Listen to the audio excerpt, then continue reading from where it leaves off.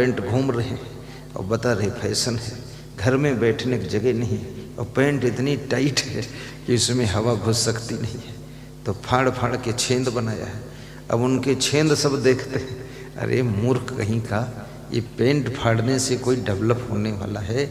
सही सलामत पेंट पहन और घर की उन्नति कर और 4 व्हीलर गाड़ी खरीद, अपने घर की महिलाओं को सम्मान से रख, अपने माँ बाप को भी सुख दे, इधर उधर मुंह फैलाता मत घूम, बर्बाद मत कर घर को, बर्बाद मत कर जिंदगी को, दारू मत पी और गुरुदेव का सत्संग सुन। तेरी उन्नति ना हो तो अगले साल मेरे पास आ और शिकायत कर, तो मैं जंतर मंतर कर दूं, उन्नति हो जाएगी। पागल कहीं का। कितने लोग घर में ही कलह कलेश बनाए रहते हैं, उनकी पत्नी कुछ पूछ ले बस उतने में नाराज हो जाते। इतने ही पूछ ले कि देर में क्यों आए, बस बाघ हो गए। बाघ बनते हो, टाइम पर आते नहीं हो, गुर्राते हो यहाँ। तुम्हारे साथ शादी कर लिए हैं तो क्या तुमने हमको सेंट्रल जेल में डाल रखा है? पूछने का तो हक है ना। पैसे का हिसाब नहीं देते हो, टाइम का भी हिसाब नहीं देते हो। आपका समय है 5 बजे आने का, तो अब 7 बजे आ रही है, 2 घंटे कहाँ घूम रहे थे तुम? ये 2 घंटे पहले आ जाते तो अपने खेत में सब्जी उगाते, तो 1000 की सब्जी कल बिकती तो अच्छा रहता। वहाँ खाम खा गप मार रहे चौराहे पर खड़े। आज तक जिंदगी में मैंने किसी को दोस्त नहीं बनाया, सच बताता, दोस्त नहीं। पढ़ते थे तो भी टॉप में, और साधु बने तो टॉप में। कितने साधु लोग लादे गठरी घूमत, पूछो कहाँ जा रहे हो, बोले यही तो पता नहीं कहाँ जा रहा हूँ। बौड़म है पूरा, भंगड़ आदमी। मैं आश्रम आया तो सब साधु अपनी अपनी दक्षिणा रखते थे। आते ही भर्ती होती, हमने कहा सबको दक्षिणा एक जगह रखना पड़ेगा, तो सब राजी हो गए। 2-3 बचे मूर्ख पक्के, बोले मैं नहीं रखूंगा। हमने कहा जो दक्षिणा एक में नहीं रखेगा उसको 3 साल बाद बताऊंगा। 3 साल बाद ऐलान किया मैंने, जब मैं पावर में आया, वहाँ का महंत बना, गुरु बना, फुल पावर जब आया। बिना पावर में आए भाषण नहीं करना चाहिए। तब मैंने बोला जो दक्षिणा एक में नहीं रखेगा उसको आश्रम में मैं नहीं रखूंगा, निकल कर बाहर हो जाओ यहाँ से। बेईमान कहीं के, घर छोड़ दिया, परिवार छोड़ दिया, ये 10 रुपये अपने पास तू रखेगा चोट्टा, संगठन को बिगाड़ेगा। मेरे को अगर यही सब करना था तो साधु बनने की जरूरत क्या है? एक में रखो ताकि कोई बीमार हो तो उसका इलाज हो सके। अब दक्षिणा तुम रखोगे, 10,000 दक्षिणा तुम्हारी है और 1 लाख लगेगा इलाज में, तो कौन देगा? कौन जिम्मेदार है? वो 10,000 जमा करो एक जगह, तो 1 लाख संस्था आपकी सेवा में लगाएगी, तब संगठन बनेगा। तो सबकी दक्षिणा जमा करवाया। अपनी तो मैंने कभी रखा ही नहीं अपने पास, कभी भी मैं रखता नहीं। डिब्बम डालो, ताला बंद है, कैशियर साहब निकालेगा, गिनेगा, काउंटिंग करो, रजिस्टर में लिखो।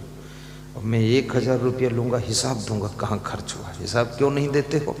हिसाब वही नहीं देगा जो गलत काम करेगा, गलत जगह खर्च करेगा। ये साधु समाज में भी कंट्रोल की जरूरत है। कितना साधु तो बांगड़ू बना घूम रहा है, फालतू काम कर, बीड़ी भी पीता है चुप्पे चुप्पे। और संत को शुद्ध ब्रह्मचर्य का पालन करना चाहिए, क्योंकि संत का दर्जा भगवान से भी बड़ा होता है। अब जब मैं आता हूँ मेरे चरण छूने के लिए, कितना आपका मन होता है कि नहीं कि चरण छू? तो मेरे चरण छूने को बहुत कम लोग पाते, क्योंकि यहाँ भी पेटी लगी है और सब ढका हुआ है, यहाँ भी नहीं पाते। इस पेटी के चरण छू कर चले जाते हैं। लेकिन महबूब की हर चीज महबूब होती है, गुरुदेव की हर चीज में गुरुदेव का थोड़ा प्रभाव होता है, इसलिए चरण छूते नहीं। तो इसको लेकिन क्यों चरण छूते हैं आप? क्योंकि जिसके आचरण महान होते हैं उसके चरण छूने से चरण छूने वालों का कल्याण हो जाता है, जिसके आचरण महान होते हैं। भगवान राम शिवरी के आश्रम पर जाकर 7वीं भक्ति का वर्णन करते हैं। और कहते हैं राम, शिवरी मेरे आने से तू इतना खुश है, लेकिन याद रखना शिवरी, सतुई सब मोह मैं जग देखे, मोते अधिक संत करी लेख। जिसके अंदर साधुता न हो, त्याग न हो, वैराग्य न हो, ब्रह्मचर्य की साधना न हो, उसे साधु बनना नहीं चाहिए। साधु जैसे कपड़े लपेटना नहीं चाहिए, क्योंकि ये खेल तमाशा नहीं है।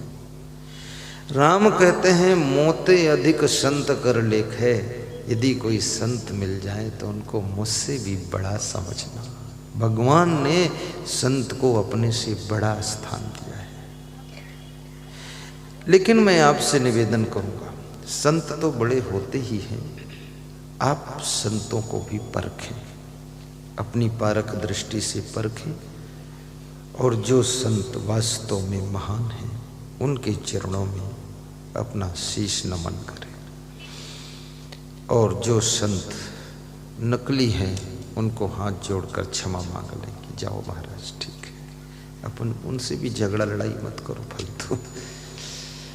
मोते अधिक संत कर लेके, सतुई सब मोह में जग देखे। और संसार के नर नारियों को कहा है इनको मेरे समान समझना। आपका भी स्थान अपने समान रखा है। ये जो तम्बाकू खाकर तुम घूमते रहते ना, ये भगवान राम ने तुमको अपने बराबर बिठाया है। कहते हैं ये सब मेरे समान है, मैं इनके बराबर, ये मेरे बराबर है। भगवान ने आपको अपने बराबर रखा है। सतुई सब मोह में जग देखे। नारियों को सीता का स्थान दिया है, पुरुषों को राम ने राम का स्थान दिया है, और कहा है कि सिया राम माई सब जग जानी। आपको भी बहुत ऊंचाई पर उठाया भगवान ने। भगवान ये नहीं कहते हैं कि मैं इनसे भी बड़ा हूं। भगवान राम कहते हैं मैं इन गृहस्थों से भी बड़ा नहीं, इनके समान हूं, और ये सब मेरे बराबर है। कितनी बड़ी बात! भगवान राम की नम्रता और उदारता, और भगवान राम की सोच कितनी बड़ी है। एक साधारण नर नारी को भी अपने समान मान रहे हैं, ये छोटी बात नहीं है। कहते हैं सिया राम मैं सब जग जानी। नारियों को सीता समझना, पुरुषों को राम समझना। मैं तो नहीं मिलूंगा, लेकिन मेरे रूप में जितने पुरुष हैं वे सब राम के रूप हैं, जितनी नारियां हैं माँ सीता का रूप है। उनके प्रति राम और सीता जैसी आस्था रखना, और राम और सीता का उनमें दर्शन करके उनसे भी आशीर्वाद ले लेना। आपका स्थान भी भगवान ने अपने बराबर दिया है। ये महारानी सीता का स्वरूप लेकर बैठी है। सिया राम माई सब जग जानी, करहु प्रणाम जोरी जुग पानी। राम की दृष्टि कितनी निर्मल है। कहते हैं मैं दोनों हाथ जोड़ करके प्रणाम करता हूँ। सब सीता राम है, बहुत बड़ी बात है।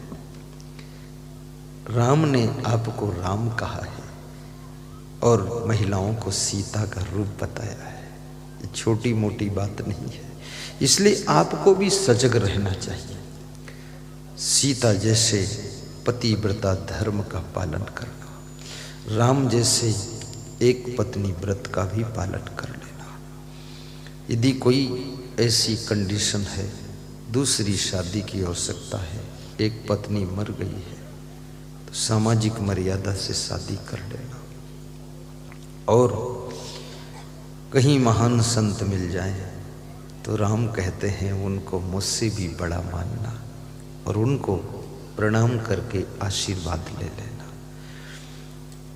ये भगवान राम की विशाल हृदय की पहचान है कि कितना वे आपको सम्मान दे रहे हैं, संतों को कितना सम्मान दे रहे हैं।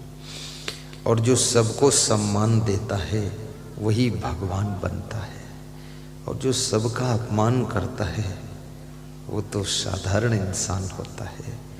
और याद रखना, जो खुद के लिए सम्मान चाहता है तो केवल इंसान होता है, और जो सबके सम्मान को बिगाड़ता घूम रहा है वो तो शैतान होता है। और जो दूसरों का ख्याल करे वो भगवान होता है। किसी के काम जो आए वो इंसान होता है, और दूसरों की सेवा कर ले वो भगवान होता है। और सत्संग जो कराए वो महान होता है, और दूसरों का काम बिगाड़ दे वो शैतान होता है, और दूसरों का पैसा चुरा ले वो बेईमान होता है, बेईमान होता है। ताली बजा दिया करो तुम।